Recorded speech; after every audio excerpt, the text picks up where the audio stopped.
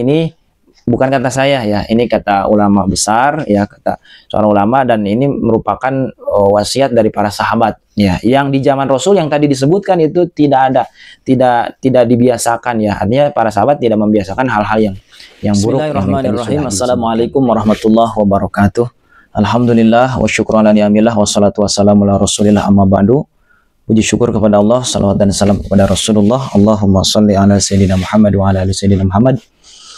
Teman-teman sekalian yang saya hormati, yang saya banggakan, saya selalu doakan ya teman-teman selalu dalam keadaan sehat walafiat. Allah panjangkan umurnya, Allah berkahkan rezekinya, Allah mudahkan segala urusannya, anak-anaknya dijadikan soleh-solehah. Kemudian yang masih ada amanah, selalu saya berdoa kepada Allah segera dilunaskan ya, segera Allah lunasi amanahnya, berapapun itu ya, berapapun itu saya yakin Allah pasti akan ya melunaskan semuanya. Kemudian yang cita-citanya belum terkabul, segera Allah kabulkan ya.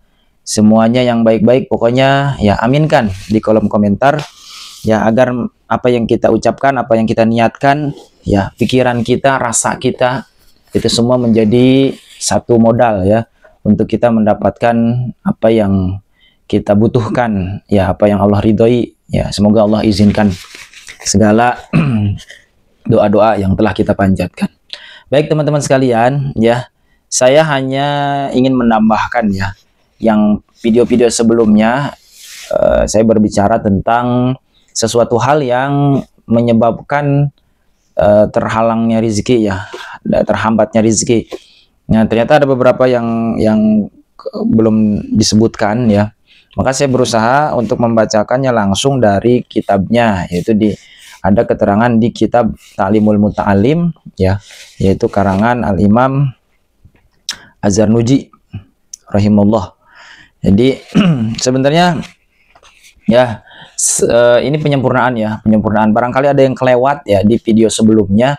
Ya barangkali ada yang kelewat di video sebelumnya, maka di sini jadi dijelaskan secara full ya, apa saja yang bisa menghambat datangnya rezeki kepada kita. Karena ini adalah selalu saya bilang ini adalah etika, akhlak ya, adab yang Rasulullah harusnya Rasulullah itu mencontohkan dengan hal-hal yang baik ya. Kemudian ada kebiasaan-kebiasaan kita yang buruk yang Rasul tidak contohkan kebiasaan buruk itu. Nah, itu ternyata akan menghambat datangnya rezeki kepada kita ya, gitu. Baik teman-teman, yang pertama sudah pernah disebutkan ya. Yang pertama yang bisa menghambat datangnya rezeki yaitu an-naumu uryanan, yaitu tidur dalam keadaan telanjang ya. Makanya tidur itu harus pakai baju, minimal pakai kaos ya. Kemudian wal baulu uryanan, kencing dalam keadaan telanjang ya. Jadi kencing pakai baju. Wal aklu junuban, kemudian makan dalam keadaan junub ya. Jadi ketika junub jangan makan, atau ketika ingin makan maka harus mandi dulu, mandi junub ya. Kemudian wa muttaqian alal jambi, bersandar ya, bersandar di atas pinggir ya. Jadi seperti ini bersandarnya ya, miring. Nah itu. Kemudian wa tahawunu bisuqatil maidah, menyepelekan ya, menyepelekan dengan jatuhnya makanan. Jadi ketika makanan jatuh disepelekan dan tidak diambil ya, itu bisa menghambat datangnya rezeki. Kemudian waharku qashril basar, yaitu membakar bawang ya, bawang merah, wasum juga sama bawang putih. Nah, itu mungkin kebanyakan orang ya, ada yang suka juga, ada yang tidak suka juga ya.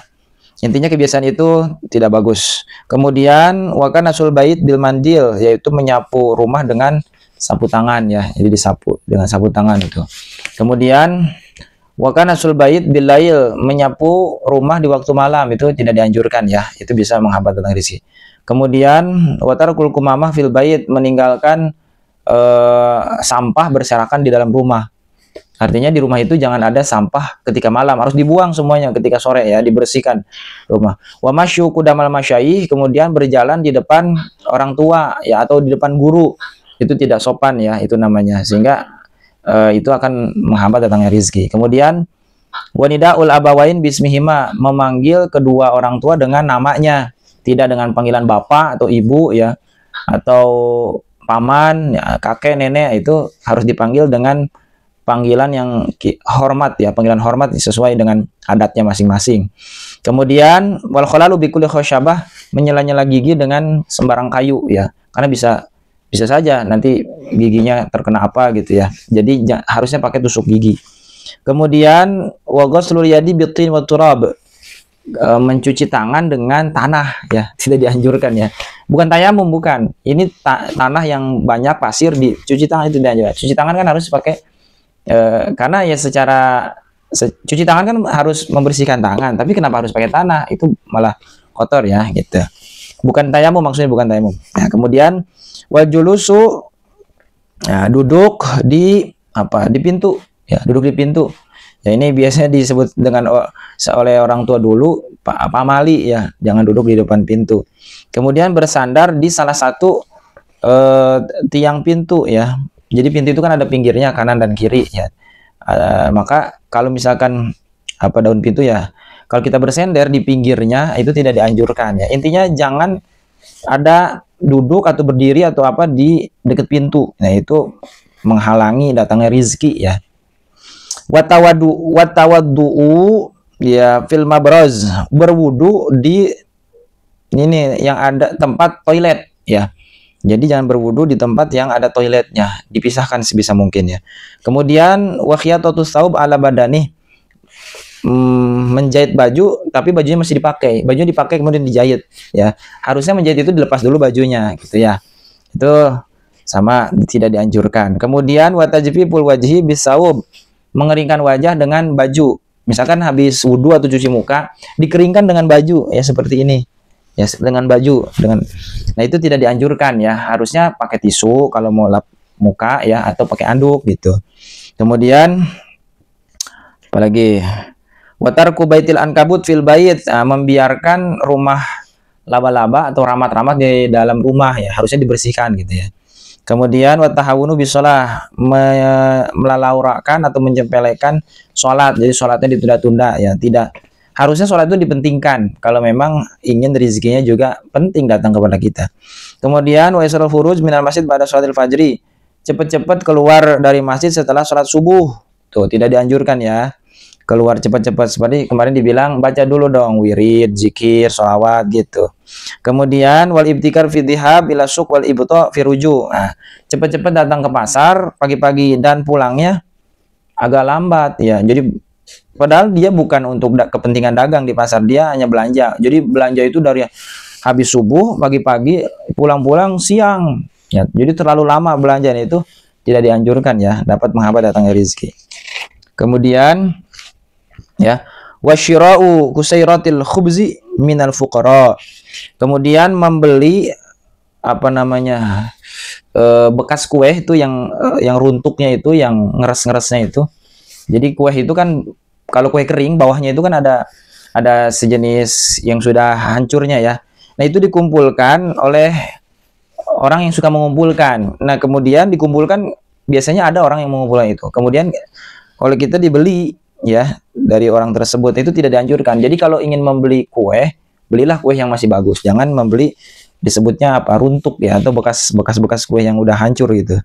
Kemudian wa du'a'u syarri alal walad ya, mendoakan keburukan ya, mendoakan keburukan kepada anak ya. Nah, jadi jangan doakan keburukan anak, itu kurang baik ya. Doakan anak yang baik-baik ya, seperti doakan mudahkanlah rezeki anakku, karena kemudian rezekinya lewat kita, berarti kita yang akan mendapatkan rezeki yang melimpah, seperti itu.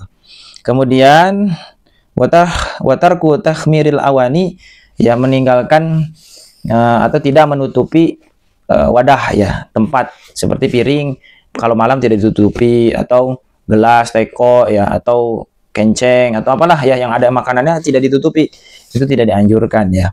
Kemudian wetfa usiraj bin nafsi, meniup lampu lilin dengan ditiup, itu tidak dianjurkan ya.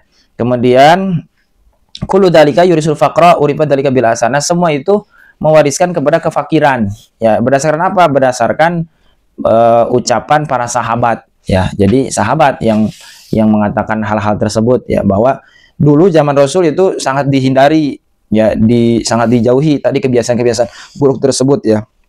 Maka ketika dilakukan berarti kita telah menyalahi ya aturan sunnah Rasul ya.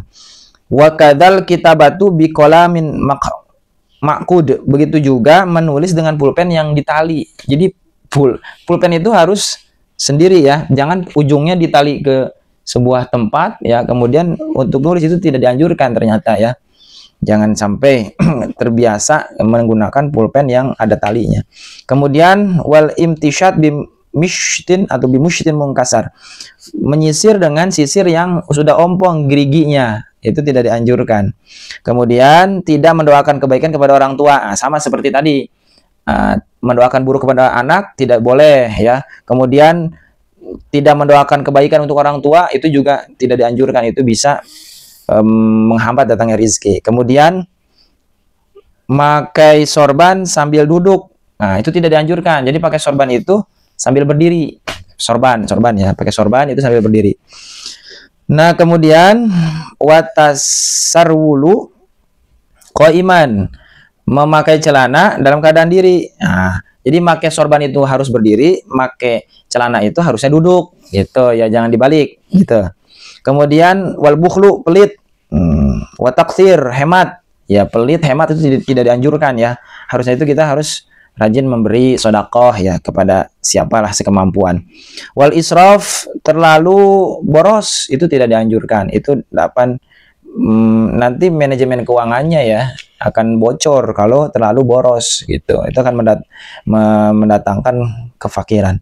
Wal kasalu, ya males ya. Jadi jangan males lah, kita apapun yang kita bisa ya kita harus bisa bermanfaat untuk diri sendiri dan orang lain. Kemudian ya, watahawun fil umur. Nah, melalaurakan atau meremehkan urusan. Jadi setiap urusan yang sedang kita hadapi itu hadapi dengan serius gitu. Artinya serius itu, contoh ada pekerjaan, lakukanlah pekerjaan dengan maksimal. Jangan menganggap enteng, kerjaan itu enteng, nanti aja, itu tidak boleh ya. Harus mengerjakan sesuatu itu dengan sepenuh hati, dengan maksimal ya. Kemudian tadi disebutkan bahwa kullu dzalika yurisul faqra. Nah, itu semua adalah mewariskan kepada kefakiran ya. Jadi ini yang tadi disebutkan ya, barangkali yang kemarin itu kelewat. Jadi hal-hal yang inilah yang perlu kita jauhi ya. Ketika ini ya kita sudah berdoa kepada Allah, kemudian memperbanyak ibadah dan menjauhi hal-hal yang tidak dianjurkan. Nah, itu dengan kepastian bahwa ya Allah Subhanahu wa taala akan memberikan keberlimpahan harta kepada kita ya. Itu semua atas izin Allah Subhanahu wa taala. Baik, mudah-mudahan ini semua menjadi nasihat khusus untuk pribadi ya, umumnya untuk teman-teman semua ya, ini agar menjadi perhatian, karena ini bukan kata saya ya, ini kata ulama besar ya, kata seorang ulama, dan ini merupakan wasiat dari para sahabat ya, yang di zaman Rasul yang tadi disebutkan itu tidak dibiasakan ya. Artinya para sahabat tidak membiasakan hal-hal yang buruk yang tadi sudah disebutkan. Baik, itu saja. Terima kasih yang udah menonton ya, semoga bermanfaat. Mohon maaf dari segala kesalahan. Wabillahi taufiq wal hidayah. Wassalamualaikum warahmatullahi wabarakatuh.